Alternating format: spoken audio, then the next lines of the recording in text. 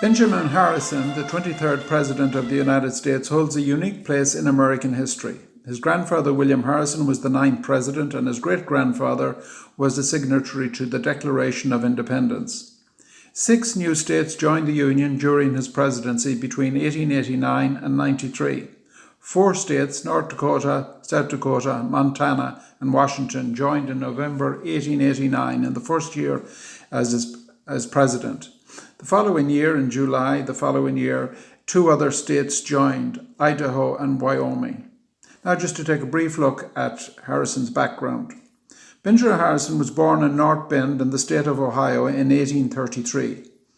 He was just 7 years of age when his grandfather William became president. As a teenager, he went to Miami University, where he studied law and was called to the bar at the age of 21 in 1854. He got married to Caroline Scott, sold his property in Iowa, and moved to Indianapolis in the state of Indiana. He set up a legal practice there, joined the Presbyterian Church. He also joined the Republican Party and was elected city attorney at the age of 24 in 1857. When the Civil War broke out, Harrison recruited a regiment and became a colonel. They fought in the Atlantic Campaign and also in the Battle of Nashville in Tennessee. By the end of the war, Lincoln had appointed him Brigadier General of the Volunteers. After the war, Harrison re-established his legal practice in Indiana and supported prominent Republicans running for office. In 1872, he ran but failed to become governor of Indiana. His grandfather William had held this position decades earlier. At the age of 40, he was a prosperous lawyer. He had actually built a very impressive house, but he was something of a political failure, given his background. However, throughout the 1870s, he maintained contact with senior Republicans and became a delegate at the National Republican Convention in 1880. He was a strong supporter of Garfield at that convention, and the following year he became a Republican senator for Indiana. As senator, he became a member of several important committees in Congress and spoke in favour of spending the budget surplus on higher pensions for wives of war veterans, for internal improvements, and for better education for people of colour. Although he lost his Senate seat in 1887, he won the Republican nomination for president the following year as a compromise candidate.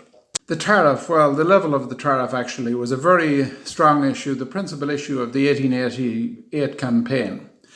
President Cleveland had proposed a huge reduction in tariffs, believing that high tariffs made goods more expensive. And he was right, actually. High tariffs do contribute to the price of goods. But Republicans basically argued that high tariffs protected American jobs and wages. And Harrison won the election mainly on this issue, although he didn't win the majority of the vote, but he won the Electoral College. Under Harrison, the McKinley Tariff of 1890 raised the existing tariff and led to higher costs in imports and higher prices within the economy generally. This in turn led to a demand for an extra money supply. Western farmers and small business owners in particular wanted to expand the money supply in order to get a better price for their products. This pressure on Congress led to the Sherman Silver Purchase Act of 1890 in Harrison's second year in office. This act committed the Treasury to buying $4.5 million worth of silver on a monthly basis, thereby increasing the money supply within the economy. But like the actual 12 years earlier, the Bland-Allison Act of 1878, the Silver Purchase Act of 1890, it created a further expansion of the money supply, but there was still tension between what was known as the Silverites and those who supported the gold standard.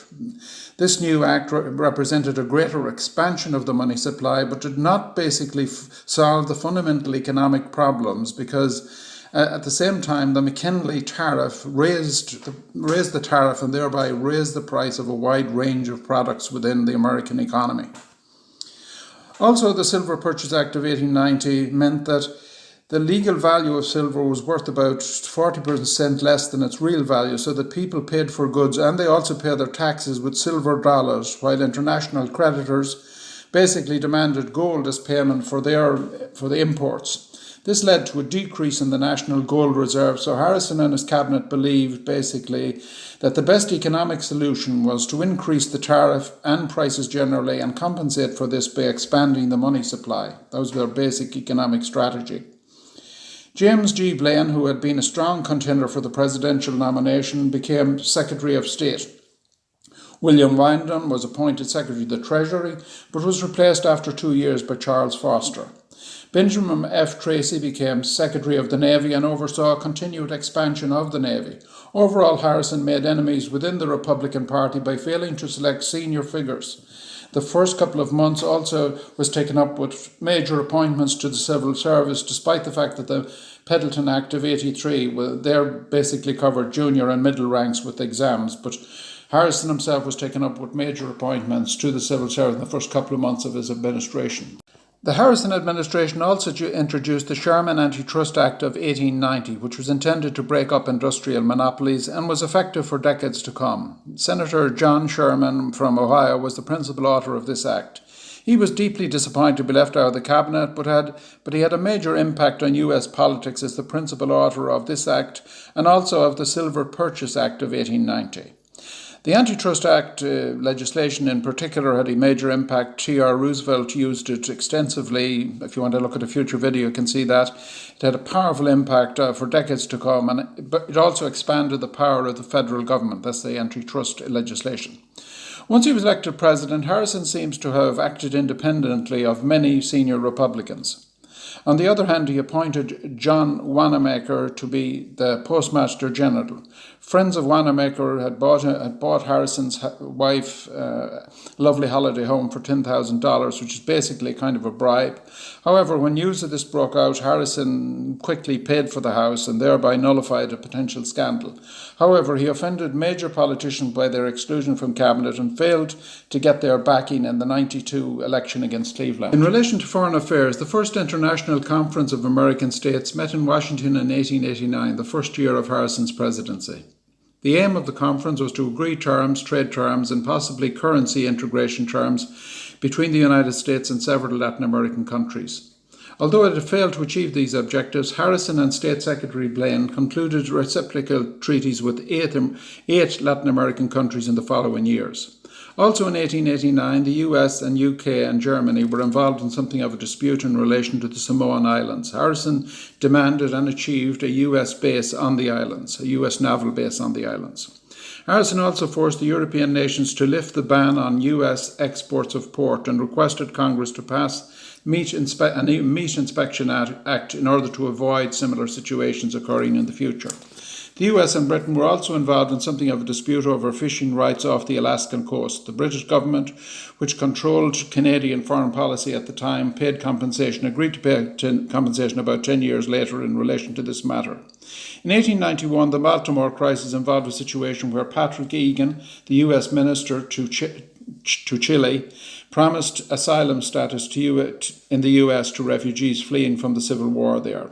As an Irish patriot, Egan sought to undermine British influence in Chile and thereby strained US-British relations for a number of years to come. In relation to the Hawaiian Isles situation, this was an ongoing dispute. A month before he left office, Harrison submitted a treaty on the annexation of Hawaii to the Senate, but they basically rejected it. And a few months later, Cleveland came in and dropped the issue as well, so that the Hawaiian situation was pushed into the future. The Navy continued to expand and modernize under Secretary Benjamin F. Tracy, and this had a huge impact on foreign policy in the future. In relation to domestic policy, civil rights for people of colour continued to be an issue, and the President encouraged Congress to change the law in regard and enforce civil rights for people of colour, but he wasn't very effective in this area. Also in the late 1880s, Indians in South Dakota began to take part in a spiritual exercise known as the ghost dance. The movement was led by Wovoka, also known as Jack Wilson. Unfortunately, the dance was seen by white settlers as a kind of war dance, and this led to conflict with the federal authorities, so that in 1890, 146 Indians were killed in the Battle of the Wounded Knee. This is basically the last clash between the federal government and the Indians in the 19th century. So to summarise the Harrison presidency, his accomplishments and his weaknesses: 6 new states joined the Union during his presidency. In 1889, North and South Dakota, Washington and Montana joined, and the following year, Idaho and Wyoming joined the Union. There was also unprecedented economic legislation with the McKinley Tariff, the Silver Purchase Act and the antitrust legislation in 1890 and 91. In 1891, Harrison added a provision to the Land Revision Act which allowed huge forests and other reservations to be set aside in the future. Theodore Roosevelt made extensive use of this. If you want another video on that, if you want to. Harrison's greatest weakness was probably that he made a lot of enemies in the Republican Party. Also, James B. Weaver in 1892 he went forward and carried 4 states mainly in the Northwest. Cleveland won the Electoral College votes 277 to Harrison's 155. So that basically also in his administration, minorities did not do well. Indians, for instance, were defeated at the Battle of Wounded Knee. And people of colour, basically their civil rights was ignored during the Harrison presidency. 9 years later, Benjamin Harris died at his home in Indianapolis in 1901 at the age of 67.